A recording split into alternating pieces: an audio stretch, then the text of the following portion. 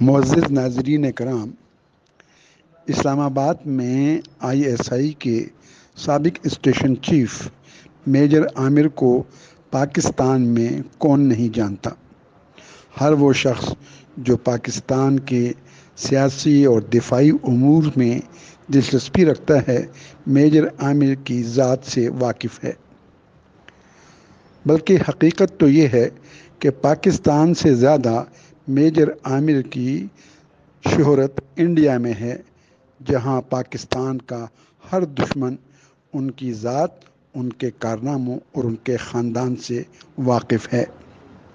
ناظرین کرام، افغانستان کی صورتحال کے بارے میں میجر عامر کی گفتگو ہر محب وطن کے لیے زبردست کشش کی حامل ہوتی ہے۔ ہر وہ شخص جو دنیا بھر میں مسلمانوں کی خیر خواہی کا طلبکار ہے، افغانستان میں مسلمانوں کی حالت زار پر پریشان ہے۔ اس صورتحال میں میجر عامر کی گفتگو مسلمانوں اور خصوصاً افغانوں کو بڑا حوصلہ دیتی ہے۔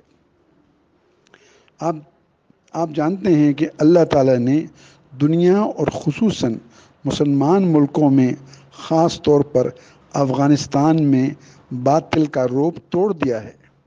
ایسا معلوم ہوتا ہے کہ اللہ کریم نے امریکہ، انڈیا اور یورپ اور ان کا نیٹو، ان تمام کا رعب طالبان کے ذریعے توڑ دیا ہے۔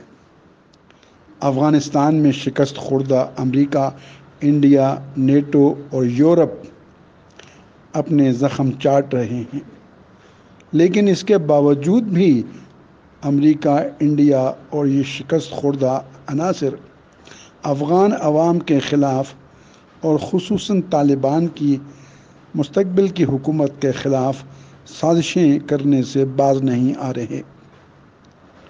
ایسی عجیب صورتحال ہے کہ بقول میجر عامر کے کہ وہ لوگ جو شکست کھا چکے ہیں فاتح فریق کو احکامات دینا چاہتے ہیں کہ افغانستان کی عبوری حکومت کیسی ہونی چاہیے اور مستقبل میں طالبان کو کیا کرنا چاہیے اور کیا نہیں کرنا چاہیے۔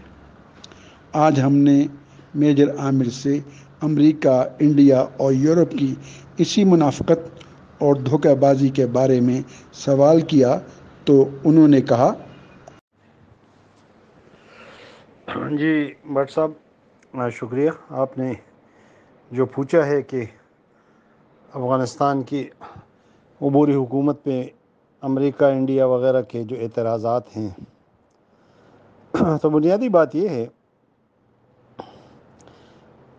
کہ ہوا کیا، انڈیا اور امریکہ دونوں 20 سال تک افغانستان میں برسر پیکار رہے افغان عوام کے خلاف، طالبان کے خلاف۔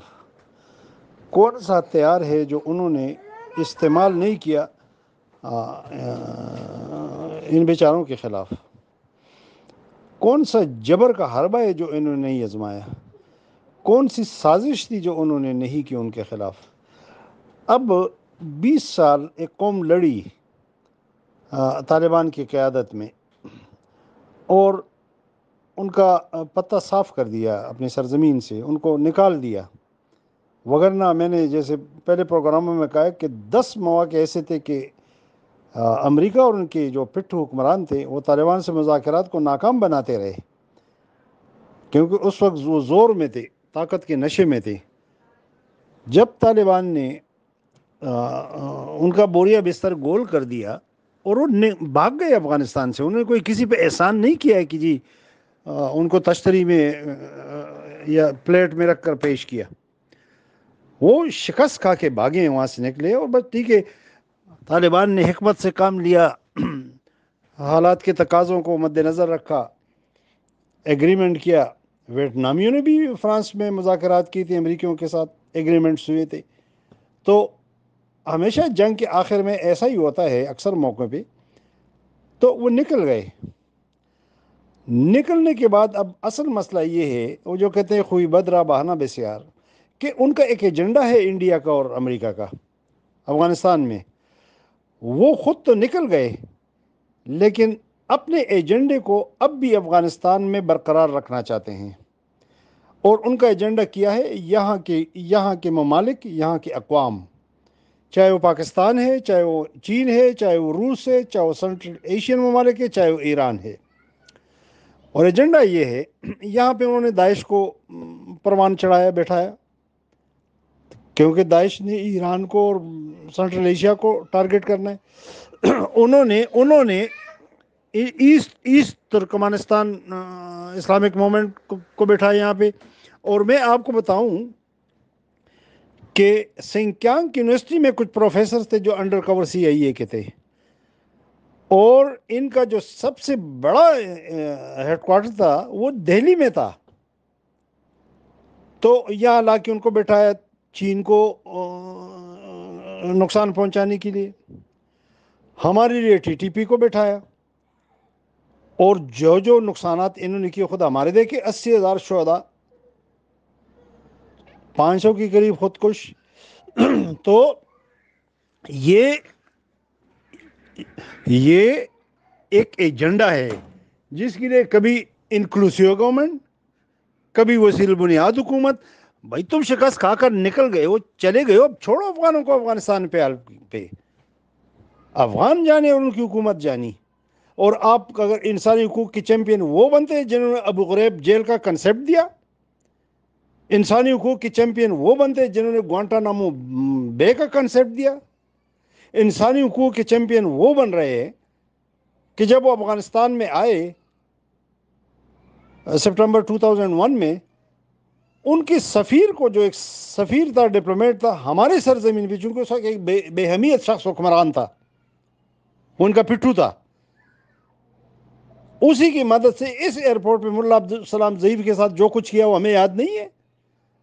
ٹھڈے مارتے رہے اس کو بے لباس کیا، اس عالم شخص کو۔ اس کی کتاب پڑھیں، انسانیت شرما جاتی ہے، کانپ جاتی ہے۔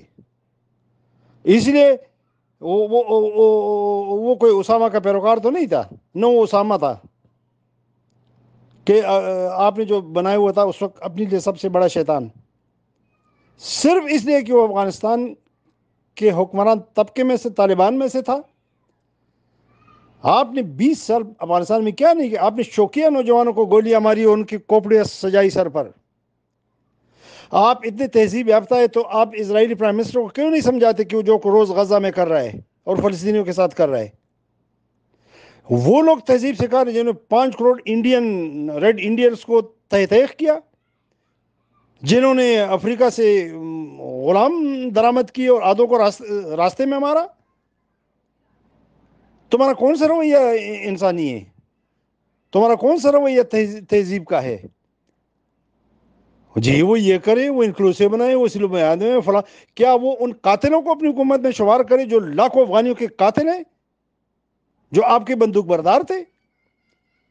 یہ تھوڑا ہے کہ اس کے لیے انہوں نے عام معافی کا اعلان کر دیا۔ آپ نے کیا کہتا ملا ضعیف کے ساتھ، جس نے آپ پہ گولی چلائی تھی، نہ آپ کو کسی بندے کو مارا تھا؟ وہ کیا کر رہے ہیں آپ کے ان پٹھوں کے ساتھ جنہوں نے لاکھوں افغانوں کو مارا آپ کے ساتھ مل کر؟ تو تم ان کو تہذیب سکھا رہے ہو۔ یہ اعتراض ہے، وہ اعتراض، لیکن مسئلہ اصل کیا ہے؟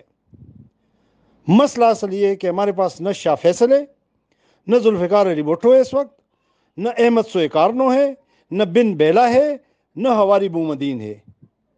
کاش ہمارے پاس 1-2 آدمی اس طرح کے ہوتے۔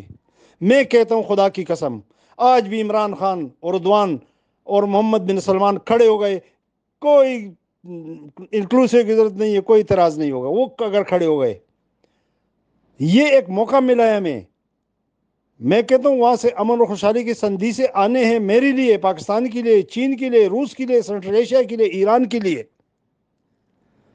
یہ فساد کی جڑ ختم ہونے والی ہے سب کے لیے۔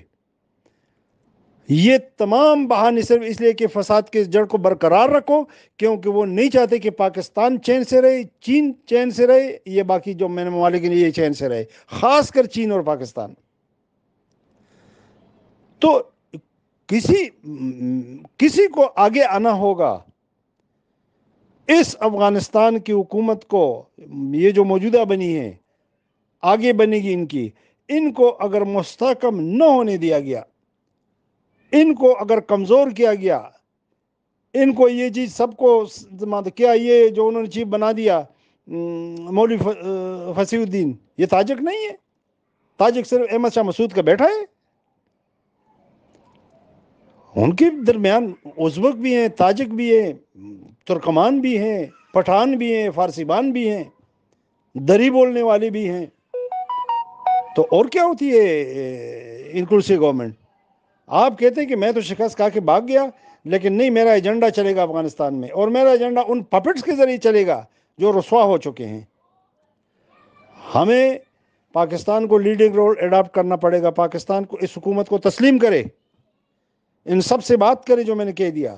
انہیں کہے کہ آؤ، یہ ہمارے بلائی کا ایک ذریعہ اللہ تعالی نے پیدا کر دیا، ایک واسطہ، وہ افغانستان جو افغانوں کے لیے بھی جہنم بنا ہوا تھا اور ہم سب کے لیے، وہ پاک ہو گیا ان شیطانی قوتوں سے.